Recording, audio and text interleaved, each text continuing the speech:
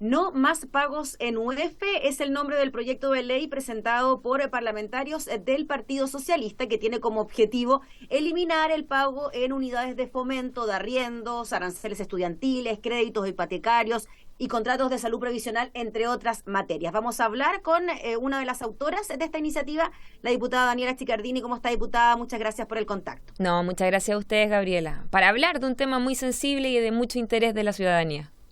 Sí, pues diputada, primero, ¿por qué surge la necesidad por parte de ustedes de presentar un proyecto de estas características en un momento en que justamente hemos tenido un incremento bien considerable en el precio de la UEF? Es que justamente por el escenario complejo de una inflación nunca antes vista y que está generando un dolor de cabeza para muchas familias chilenas, sé que esto también genera un impacto en los bolsillos de tantos trabajadores y trabajadoras. Y fíjese que, Gabriela, justamente un escenario muy similar a este, en los años 60, donde también la inflación era bastante alta, se generó también una discusión con respecto a que en esos años no había capacidad de ahorro, ni tampoco se daba la posibilidad de sacar créditos con largo tiempo, ¿no es cierto?,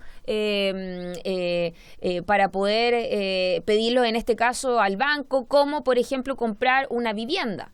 Entonces, estos préstamos de largo tiempo, que se le dice, no estaban en esos años y se justamente crea este mecanismo de cálculo que es la UEF, y que más bien estaba radicado en el sector financiero, la aplicación, ¿no es cierto?, de esta herramienta.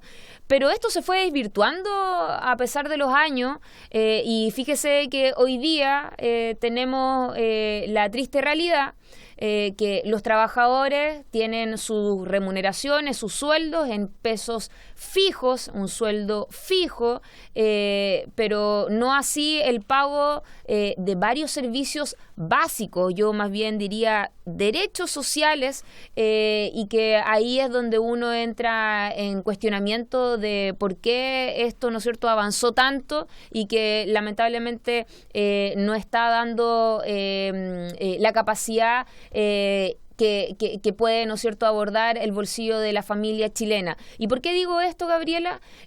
Porque como que te cambian las reglas del juego. Uno se ordena, uno se ajusta a lo que, ¿no es cierto?, tiene de ingreso, ya sea en un hogar o uno como trabajadora, simplemente para poder también hacer sus pagos de, ya sea colegiatura, ya sea, ¿no es cierto?, de planes de ISAPRE, incluso los contratos de arriendo. El otro día se me acercaba una vecina allá en la región de Atacama y me decía: oiga, diputada, ¿sabe qué?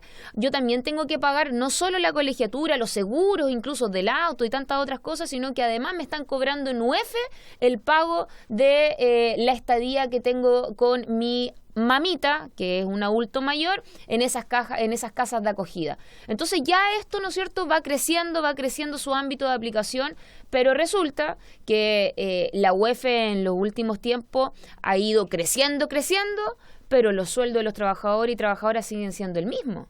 Entonces ahí se te descuadra la finanza en el hogar. Diputada, sí, porque hay algunas empresas del sector privado que incrementan o reajustan los salarios de los trabajadores y de las trabajadoras en relación al IPC, ¿no?, que va en directa relación también con el valor de la unidad de fomento. Pero no tienen la obligación de hacerlo tampoco, no es algo que ocurra generalmente. En el sector público tenemos el incremento con el reajuste del sector público, que en algunas oportunidades tiene que ver con el costo de la vida, pero en otras oportunidades queda parejito, ¿no? El alza del IPC con el reajuste, entonces no queda margen para los sueldos de los trabajadores. También va por esa línea, ¿no? O sea, claramente la UEF y los cobros en UEF no se condicionan con el pago que reciben los trabajadores. Así es. Y muy bien dice usted, de hecho la UEF está indexado en el IPC, un reajuste anual que se ve reflejado, por ejemplo, con las remuneraciones de los funcionarios públicos.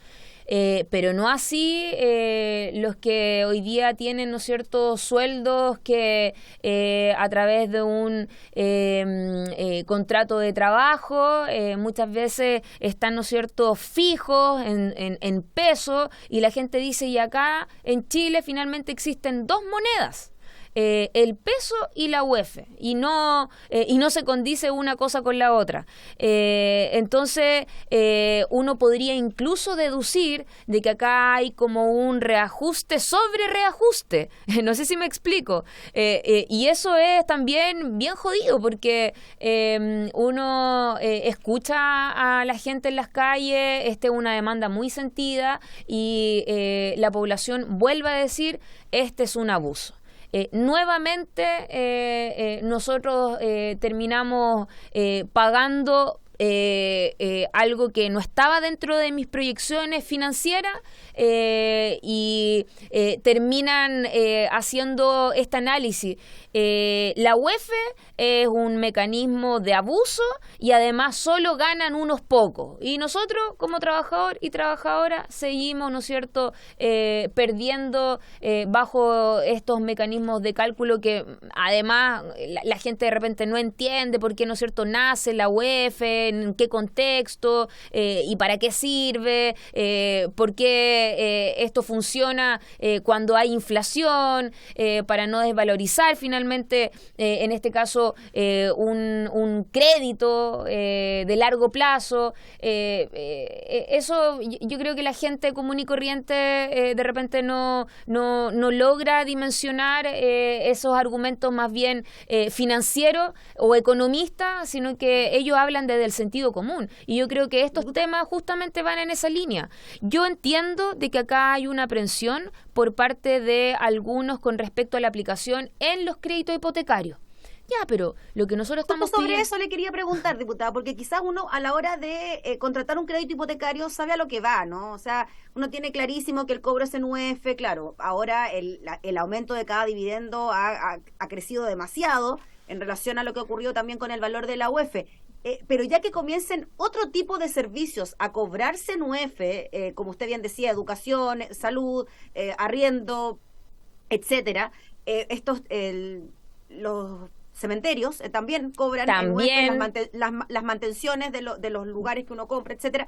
Entonces, quizás podría mantenerse el tema de los dividendos, no sé, pensando en alguna idea y erradicarse lo otro, pensando en alguna fórmula que podría dejar contentos a todos. Así es. Sí, nosotros estamos completamente disponibles, Gabriela. Incluso eso fue lo que nosotros dijimos cuando ingresamos a este proyecto de ley en conjunto con varios parlamentarios, entre el jefe de bancada, Daniel Manucheri, la diputada Ana María Bravo, el diputado Leonardo Soto, el diputado Daniel Melo y varios otros compañeros de la bancada socialista, porque entendíamos que este proyecto le hablaba a una demanda de la ciudadanía y que dice relación con pagar lo justo.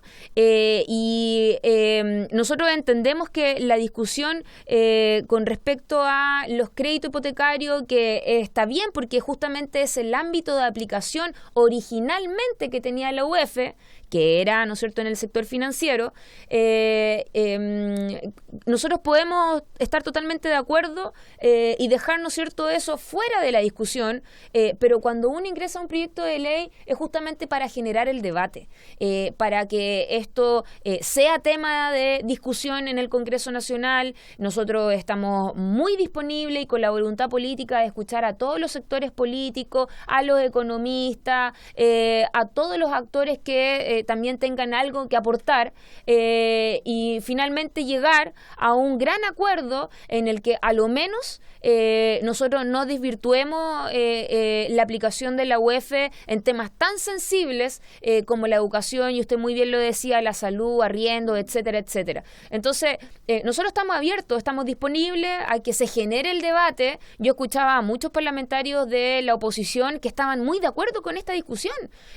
Hacían la precisión, sí, de que el crédito hipotecario era como complejo, iba a ser difícil también porque íbamos a tener también una oposición férrea por parte de la banca, pero bueno, eso es parte, ¿no es cierto?, de el trabajo legislativo que nosotros tenemos, de escuchar a todos y a todas sin distinción, y yo lo que espero es que podamos dar una señal importante con respecto a lo que nos dicen día a día la gente en las calles, que en todo ámbito de cosas hay abuso.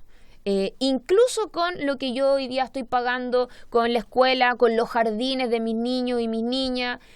No puede ser. Yo creo que tenemos que también poner el foco con temas económicos, que es para poder aliviar el bolsillo de los chilenos y chilenas, sobre todo con la clase media. La clase media se siente tremendamente desprotegida porque finalmente ve que las familias con menos ingresos tienen beneficios y apoyo por parte del Estado, y los más ricos terminan, ¿no es cierto?, rascándose con sus propias uñas porque ellos saben de que van a poder, ¿no es cierto?, acceder a una buena educación, a una buena salud, porque tienen recursos para ello.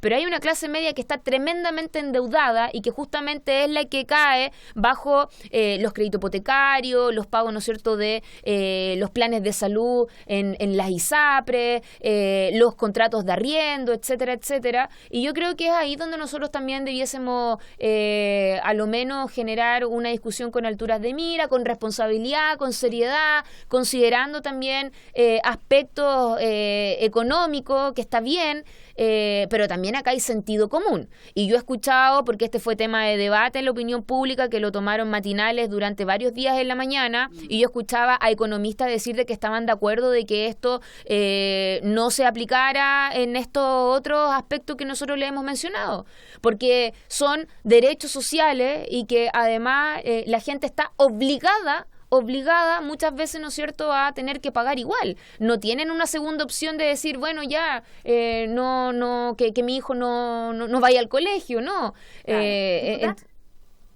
Sí, para ver si esto finalmente puede tener factibilidad desde el punto de vista político, del apoyo que puede tener por parte del gobierno. ¿Cómo lo ve usted para que finalmente este proyecto pueda ser tramitado en la Cámara? Bueno, nosotros evidentemente siempre vamos a tener vamos a tratar de generar, ¿no es cierto?, las conversaciones con el gobierno, y así lo hicimos en su minuto cuando ingresamos este proyecto de ley. Vamos a seguir, ¿no es cierto?, generando las conversaciones con tanto el ministro de Economía, el ministro de Hacienda, también, ¿por qué no?, la cartera de SECPRES, para ver qué disposición hay, ¿no es cierto?, de buscar alguna opción para poder avanzar con la celeridad de la tramitación de este proyecto de ley.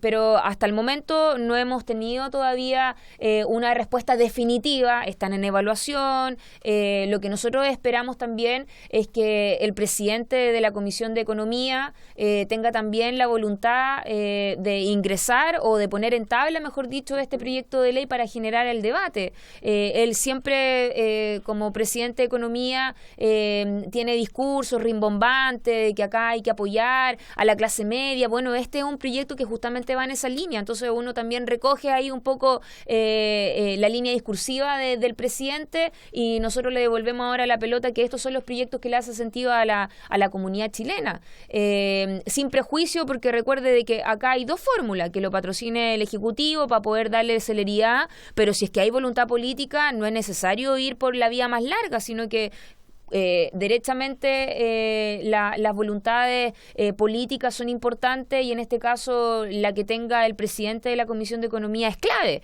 Y además también hay otros... El diputado Miguel Mellado, para que quede claro que él es el presidente de la Comisión de Economía. Y el diputado Miguel Mellado, incluso yo lo escuché en una de las entrevistas que le hicieron en un medio de Canal Nacional, donde le decía a la que le estaba entrevistando que él estaba muy disponible a abrir el debate en estos otros aspectos, porque era injusto que se le cobrara en UF los colegios, los jardines, los contratos de arriendo, porque efectivamente se había desvirtuado, se había un poco perdido la responsabilidad de lo que inicialmente tenía la UEF en los años 60, y vuelvo a reiterar que era más bien la aplicación en el sector financiero. Entonces yo me quedo también con esa declaración del presidente de la comisión, y que valoro por lo demás también su prudencia, porque yo creo que también él le habla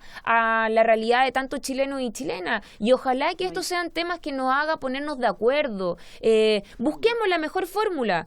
Yo creo que hay que también ceder de un lado y otro y avanzar en un punto en el que nos reencontremos todas y todos y que justamente tenga que ver con darle una respuesta a la gente que la está pasando mal, que siente que todos los días hay abuso tras abuso y que esta herramienta que existe, que es la UEF, también lo ven con ojos muy celosos, que finalmente le perjudica el bolsillo y la finanza y la caja de muchos hogares en Chile.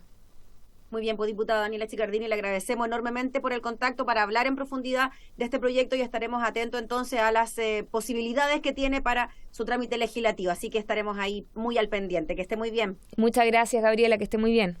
Gracias. Era la diputada Daniela Chiccardini, autora del proyecto de ley No Más Cobros en UEF.